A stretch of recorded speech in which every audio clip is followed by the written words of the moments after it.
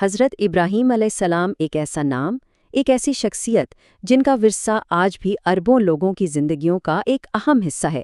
تو آئیے آج ہم یہ سمجھنے کی کوشش کرتے ہیں کہ ان کی کہانی میں آخر ایسا کیا خاص ہے جو آج بھی اتنی اہمیت رکھتی ہے۔ کبھی سوچا ہے کہ تاریخ میں ایسی کون سی شخصیت ہو سکتی ہے جسے دنیا کے 3 بڑے مذاہب سب کے سب اتنی عزت اور احترام دیتے ہوں؟ یہ ایک بہت بڑا سوال ہے، اور سچ پوچھیں تو اسی ایک سوال میں ہی حضرت ابراہیم علیہ السلام کی عالمی اہمیت کا جواب بھی چھپا ہوا ہے۔ تو چلیے ان کی زندگی کی کہانی کو ذرا قریب سے دیکھتے ہیں اور شروعات کرتے ہیں ان کے اس سب سے خاص لقب سے جس سے انہیں پکارا جاتا ہے، خلیل اللہ۔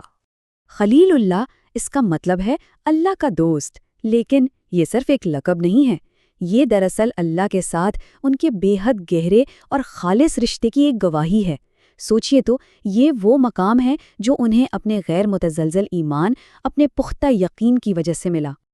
اچھا، تو ان کی کہانی شروع کہاں سے ہوتی ہے؟ یہ شروع ہوتی ہے قدیم شہر بابل سے، ایک ایسی جگہ، ایک ایسا دور جہاں ہر طرف بت پرستی کا بول بالا تھا۔ لیکن حضرت ابراہیم علیہ السلام بچپن سے ہی، بالکل شروع سے ہی حق اور باطل میں فرق کرنا جانتے تھے۔ ان کے اندر ایک غیر معمولی صلاحیت تھی، اور ان کے یقین کی جو بنیاد تھی نا، وہ تھی توحید، یعنی عبادت صرف اور صرف ایک خدا کی۔ تو پھر سوال یہ اٹھتا ہے کہ انہوں نے اپنے اس پختہ یقین کا اظہار کیسے کیا؟ اور یہی بات ہمیں ان کی زندگی کے پہلے بڑے چیلنج کی طرف لے کر آتی ہے۔ دیکھیں، حضرت ابراہیم علیہ السلام ان لوگوں میں سے نہیں تھے جو اپنے عقیدے پہ خاموش بیٹھ جاتے۔ نہیں، انہوں نے بڑی منطق اور ہمت کے ساتھ اپنے معاشرے کے رسم و رواج کو چیلنج کیا۔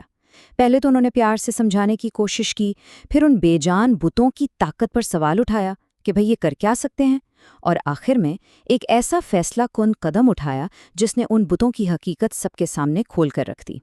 ان کا پیغام بالکل صاف تھا، بالکل واضح، ایک سیدھی سی بات جو اس ایک جملے میں سمجھی جا سکتی ہے: یہ کچھ نہیں کر سکتے۔ اور یہ صرف بتوں کا انکار نہیں تھا، نہیں، یہ اس بات کا اعلان تھا کہ اصل طاقت، حقیقی طاقت، اس کا سرچشمہ صرف اور صرف ایک اللہ کی ذات ہے۔ اور پھر یہاں سے کہانی ایک بہت ہی ڈراماٹک موڑ لیتی ہے۔ اب ہم اس حصے میں داخل ہو رہے ہیں جہاں ان کے ایمان کو ایسی کڑی آزمائشوں سے گزارا گیا جن کا تصور کرنا بھی مشکل ہے۔ ذرا ایک لمحے کے لیے ان 2 آزمائشوں کی شدت کو محسوس کرنے کی کوشش کریں۔ ایک طرف آگ کا دہکتا ہوا، بھڑکتا ہوا الاؤ ہے، اور دوسری طرف اپنے ہی لخت جگر، اپنے بیٹے کی قربانی کا حکم۔ یہ کوئی معمولی امتحان نہیں تھے، بالکل نہیں۔ یہ تو ان کے ایمان اور اللہ پر ان کے بھروسے کی شاید سب سے بڑی آزمائشیں تھیں۔ تو پھر ان آزمائشوں کا نتیجہ کیا نکلا؟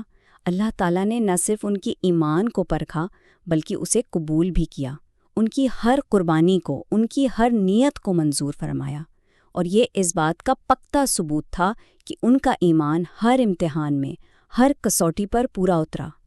اچھا، تو ان عظیم آزمائشوں کے بعد اب ہم کہانی کے اس حصے کی طرف بڑھتے ہیں جہاں ایک عظیم ورثے کی بنیاد رکھی جا رہی ہے، یعنی ان کی سب سے پائیدار یادگار۔ دیکھیں، یہ صرف پتھروں سے ایک عمارت کھڑی کرنے کی بات نہیں تھی، بالکل نہیں۔ یہ تو ایک باپ اور بیٹے، یعنی حضرت ابراہیم اور حضرت اسماعیل علیہ السلام کی ایک مشترکہ عبادت تھی۔ انہوں نے مل کر مکہ میں خانہ کعبہ کی بنیادیں اٹھائیں اور اسے آنے والی تمام نسلوں کے لیے توحید کا ایک ایسا مرکز بنا دیا جو ہمیشہ قائم رہے۔ تو اب آئیے ذرا اور بڑے پیمانے پر دیکھتے ہیں کہ ان کا چھوڑا ہوا ورثہ، ان کی لیگیسی کس طرح مختلف عقائد رکھنے والوں کو بھی آپس میں جوڑتی ہے۔ یہ بات واقعی حیران کن ہے کہ ان کی شخصیت کا احترام کسی ایک مذہب کی حدود میں قید نہیں ہے۔ اسلام میں وہ خلیل اللہ ہیں، اللہ کے نبی ہیں، یہودیت میں وہ اپنے بانیوں میں شمار ہوتے ہیں، اور عیسائیت میں انہیں ایمان کا باپ کہا جاتا ہے۔ یہ ایک ایسا مشترکہ ورثہ ہے، ایک ایسی مشترکہ عزت ہے جو تاریخ میں شاید ہی کسی اور شخصیت کو ملی ہو۔ اور آخر میں ایک سوال جو ہم سب کے لیے ہے: ایمان، قربانی اور ایک خدا پر غیر متزلزل یقین کی یہ جو لازوال کہانی ہم نے دیکھی، یہ آج کی اس بٹی ہوئی دنیا کے لیے آخر کیا پیغام رکھتی ہے؟ اس پر ضرور سوچنا چاہیے۔